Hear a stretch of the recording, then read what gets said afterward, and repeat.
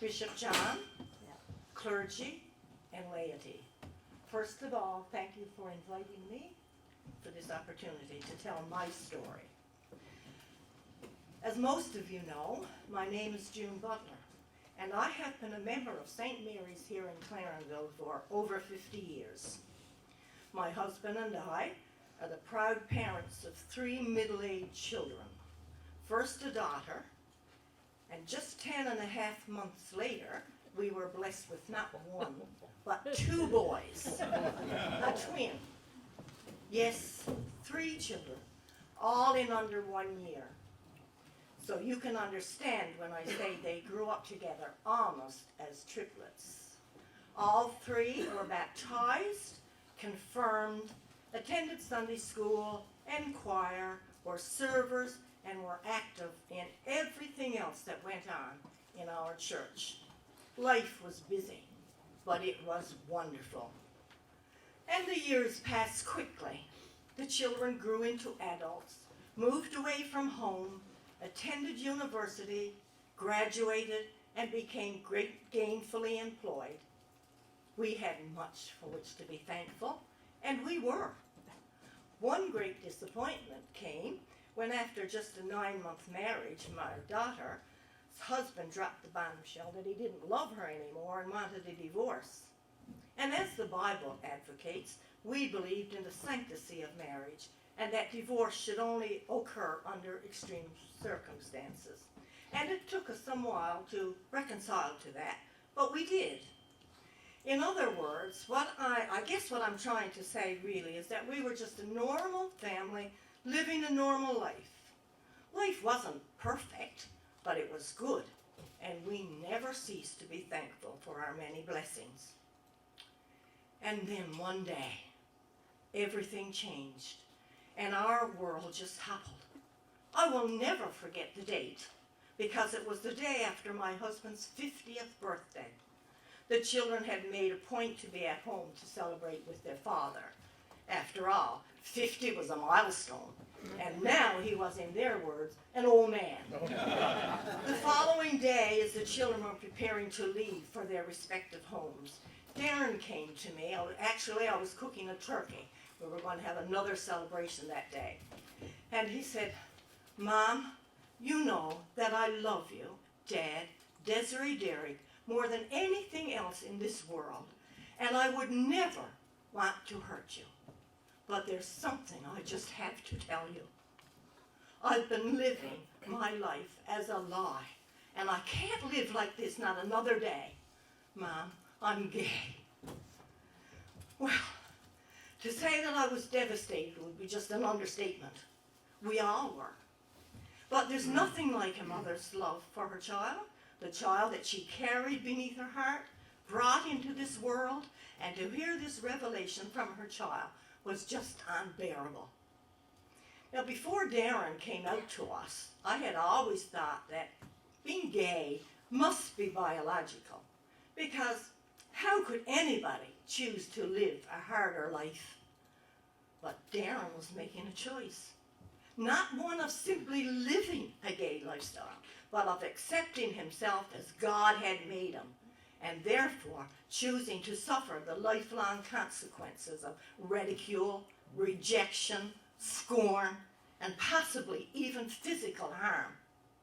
How could any mother, or family member for that matter, come to terms with all of this happening to their loved one?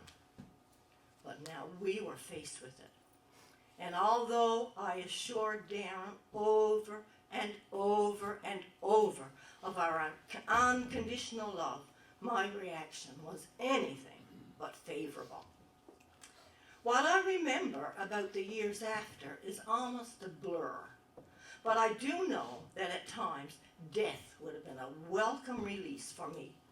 Night after night I laid awake and I cried out to God in my anguish, and many times I lost touch with him.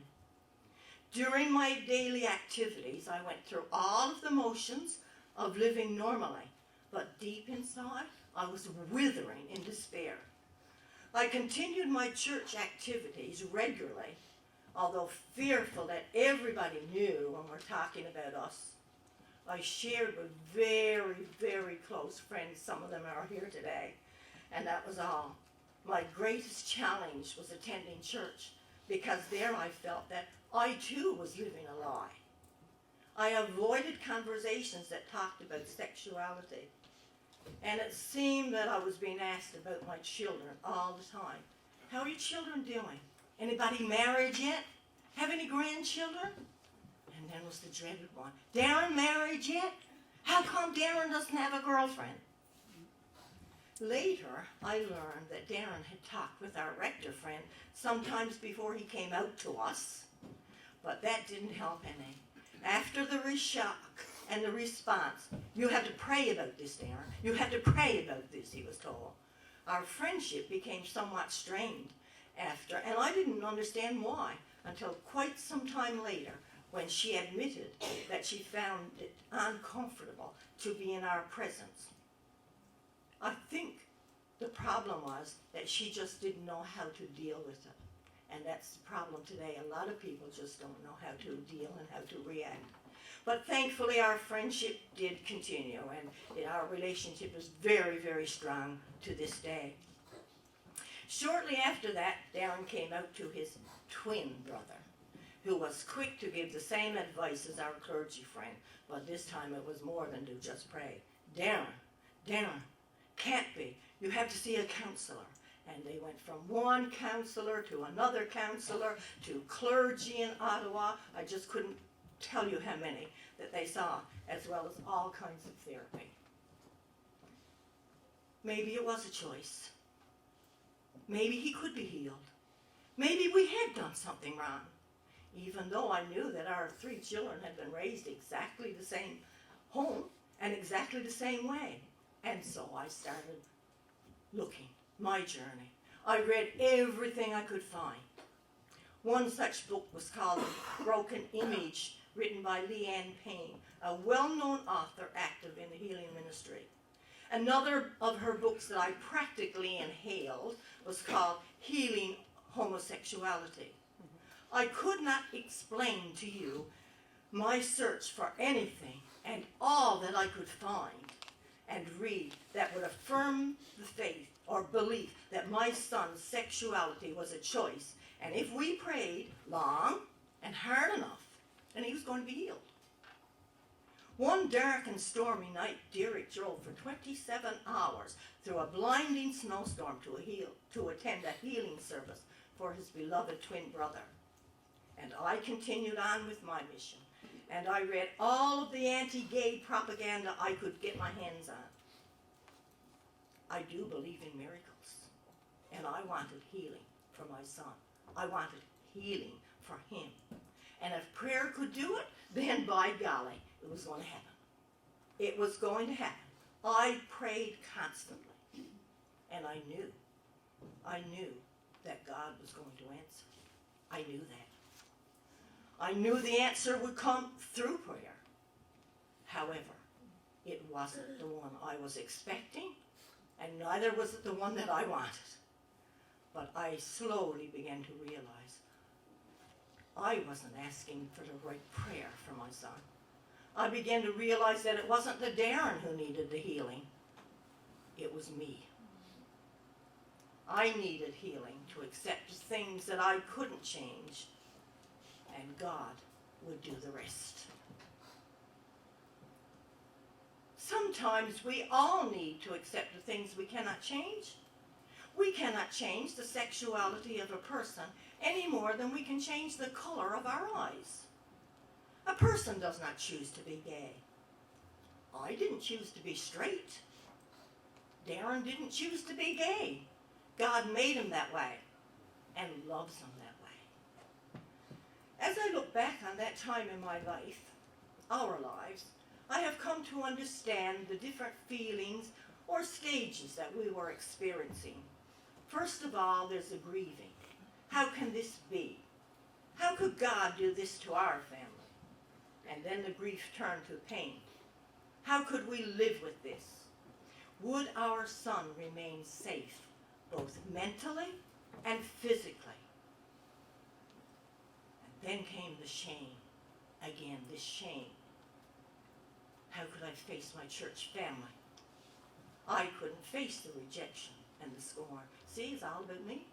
Or this is about me. Then came the guilt. What did we do wrong? We treated our 3 children exactly the same. How could one be gay? And finally came the acceptance and the understanding. And you know, I like to think of this stage as enlightenment.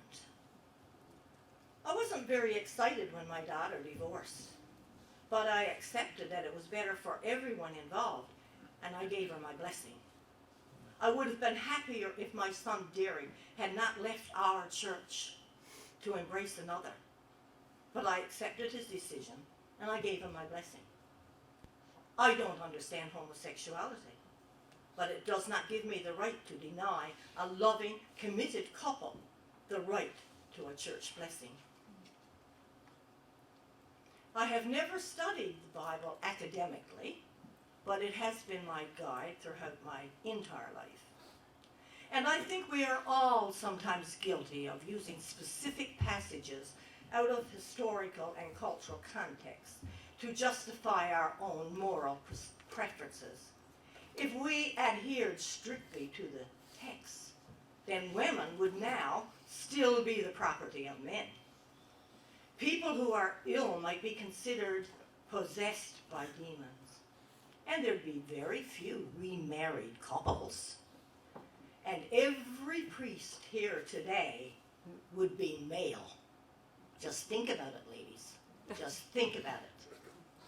We live in an ever-changing world, and in studying the Bible, it is our responsibility to reconcile what was important in a certain time and place and what is important for all times and circumstances. I stand to be corrected on this, but I believe that most of the sacraments of our church are available to all who desire them. We do not turn a gay couple away from the Lord's table, nor do we refuse baptism or confirmation.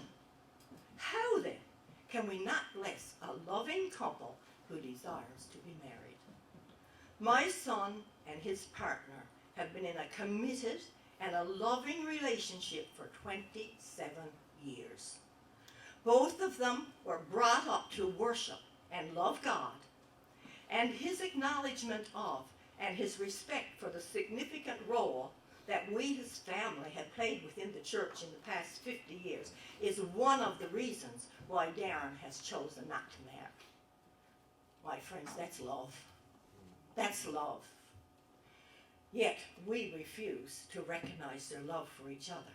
And yet we sing loud and clear, and they all know we are Christians by our love.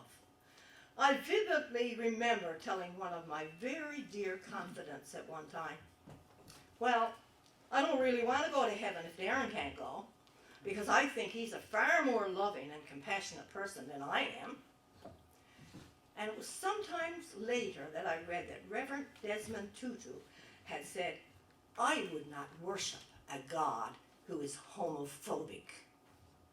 I would rather go to the other place. He further went on to say, I am as passionate about that as I am about the apartheid. To me, it's the same level. My friends, after reading that, I felt I was in good company. Before I consented to speak today, I had a discussion with Darren. He approved and he gave me his blessing. I asked him what he would like to say if given this opportunity. And this is what he said, and I quote, "There is nothing I would like more than to see the church of my formative years support the LGBT community and for it to be a safe, inclusive, and loving, supportive church for all people, irregardless of sexual orientation."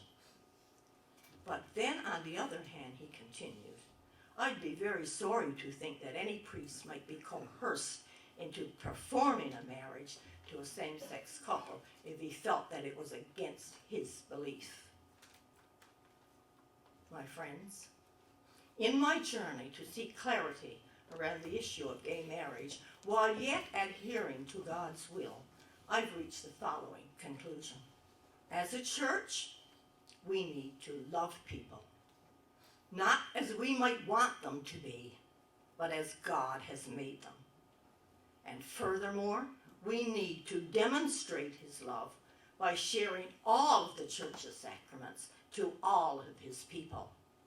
Then, and only then, can we truly proclaim, and they'll know we are Christians by his love. Thank you for listening.